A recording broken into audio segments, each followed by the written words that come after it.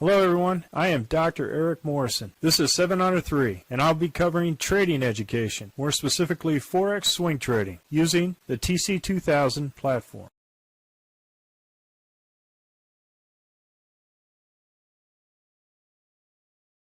In review on the 20th of August at 4 p.m. Central Time. We'll start with the Aussie Dollar, Canadian Dollar. We had here no trade, initial trade here, second order in, out for a loss at the end. No further trade the rest of the week. Aussie Dollar, Canadian Dollar, looks like the trend continued to go. We did not continue with this. As you can see, by Thursday, this was already in a substantial trend at that point, which resulted in this collapsing dragon. So right here, if you did decide to do this, normally we do the 1, 2, 3 punch out. If you did decide to do this, it would have been pretty beneficial once it got to Thursday. Friday was still spring. But no trade for the Aussie Dollar, Swiss franc according to the 2-candle rule.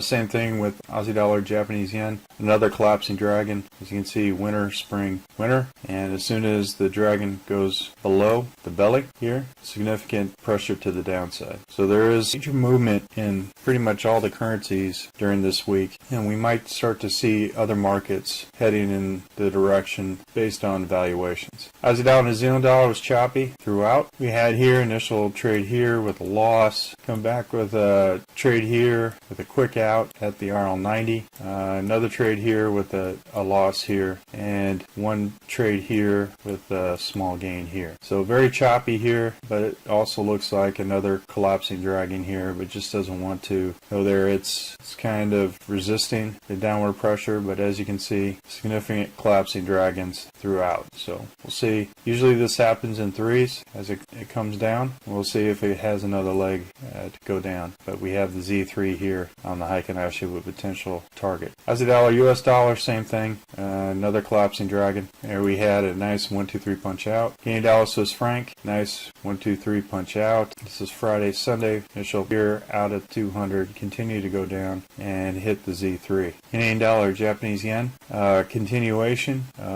This was a wonderful trade here. This hit all the way down. The target was not the 200 since it was part of the original candle here, and it went down and hit the Z3. Nice gain on Canadian Dollar, Japanese yen. Swiss franc, Japanese yen, on the other hand, was another story. Very choppy. As you hear, no trade. Initial trade here, out for a loss, and no further trade the rest of the week. Your Aussie Dollar, a continuation in the other direction. As you can see here, major currency movements this week, and usually when the currencies start moving, the markets will follow. So again, this was not quite an emerging dragon because it did hit winter, but usually we got summer, fall, back to summer. It's a beautiful emerging dragon. Anything above the hump of the dragon here to the upside continues for the longs. Euro, Canadian Dollar, this was a continued previous week, but this was a beautiful 1-2 out, as you can add the 200 as the potential price target.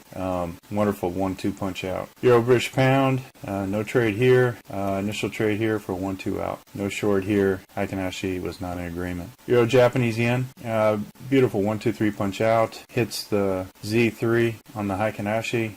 No trade here. Initial trade here, and then for a nice 1-2. It hits the Z3 at the Heikin Ashi. So two good trades here for Euro, Japanese yen. Euro, New Zealand Dollar, beautiful 1-2 3 punch out here. This was continuation of the previous weeks, no trade, but this one, nice 1-2 3. Euro, US Dollar, no trade till we hit here, and we had an initial trade hit the RL90 out for a nice gain, and then if you took this trade for potential target at the Heikin Ashi Z3 here, you're out for a small loss here. British pound, Aussie Dollar, 1-2 3 punch out, great trade, continuation, and this is what they can deem as an emerging dragon. So if you look, the dragon goes ahead above the hump here and continues up. We got summer, fall, and summer again. British pound, Canadian Dollar, on the other hand, kind of choppy. We have a 1-2 punch out, and then we have another 1-2 punch out. Hits the Z3 here